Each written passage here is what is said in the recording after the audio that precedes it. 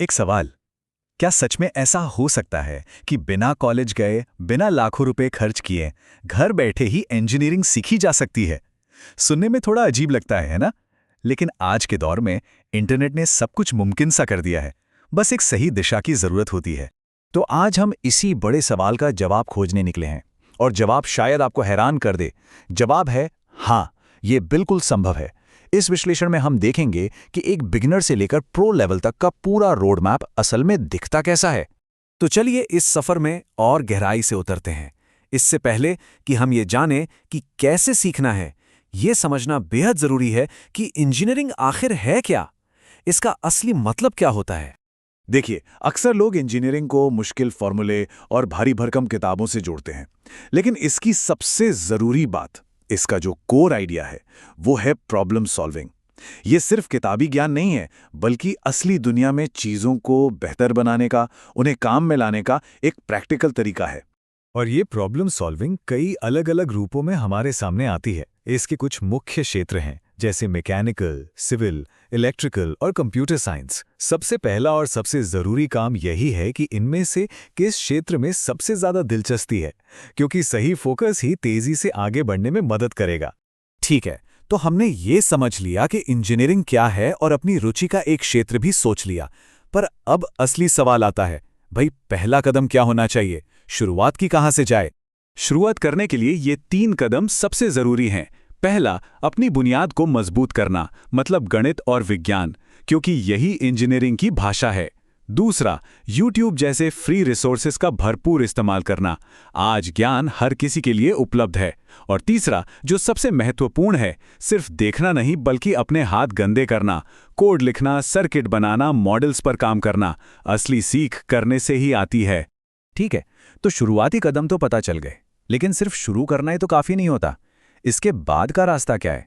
एक पूरा road map कैसा दिखना चाहिए जो हमें लगातार आगे ले जाए?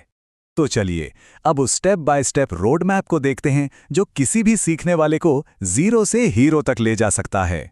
इस रास्ते पे ये 3 पड़ाव सबसे अहम हैं। पहला, नींव को मजबूत करना। अगर इसे नजरअंदाज किया तो आगे की इमारत टिक नहीं पाएगी।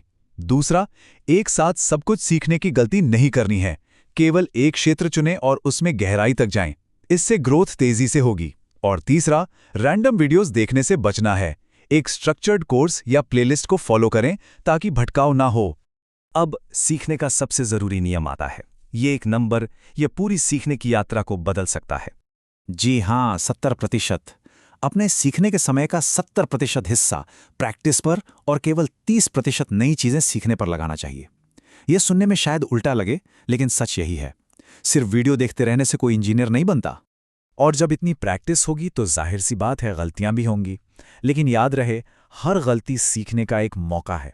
असल में गलतियों से डरना नहीं, उनका स्वागत करना है। वे इस बात का सबूत हैं कि कोशिश की जा रही है। तो इस 70% प्रैक्टिस को असल में लागू कहां करें? इसका जवाब है प्रोजेक्ट्स। ये वो कदम है जो सिर्फ सीखने वालों की भीड़ से अलग करके करने वालों की कैटेगरी में लाता है। असली स्किल और अनुभव यहीं से आता है। और शुरुआत में ही कोई रॉकेट बनाने की जरूरत नहीं है। छोटे प्रोजेक्ट से शुरू करें, जैसे एक साधारण वेबसाइट या एक छोटा सा सर्किट। जैसे जैसे स्किल्स और कॉन्फिडेंस बढ़ेगा, खुद ब खुद ही असली दुनिया की समस्याओं को हल करने वाले ज्यादा कॉम्प्लेक्स प्रोजेक्ट्स की तरफ झुकाव होगा। प्रोजेक्ट्स बनाने के ये 2 सबसे बड़े फायदे हैं और ये पूरी यात्रा को बदल देते हैं। एक, इससे किताबी ज्ञान असली स्किल में बदलता है। और दूसरा, ये वो आत्मविश्वास देता है जो कहता है, हाँ, मैं भी कुछ बना सकता हूं, मैं भी एक इंजीनियर हूं। अब बात करते हैं इस पहेली के आखिरी और शायद सबसे महत्वपूर्ण टुकड़े की, वो मानसिकता जो लंबी अवधि तक सीखने के लिए जरूरी है। अब एक कड़वी सच्चाई, इस रास्ते पर चलने वाले लगभग 90% लोग असफल हो जाते हैं। और वे इसलिए असफल नहीं होते कि उनमें टैलेंट की कमी है या सब्जेक्ट बहुत मुश्किल है। वे एक बहुत ही साधारण कारण से असफल होते हैं। वे 10-15 दिनों के बाद हार मान लेते हैं। उनमें निरंतरता यानी कंसिस्टेंसी की कमी होती है। तो फिर उन 10% सफल लोगों का मंत्र क्या है? ये हैरान करने वाले रूप से सरल है। रोज थोड़ी थोड़ी प्रगति करते रहना। हर दिन पहाड़ नहीं हिलाना है, बस एक छोटा कदम आगे बढ़ाना है। यही छोटे छोटे कदम समय के साथ एक बहुत बड़ी सफलता में बदल जाते हैं। तो रोड मैप अब सामने है, सब कुछ स्पष्ट है। अब सिर्फ एक ही सवाल बचा है। पहला कदम आज लिया जाएगा?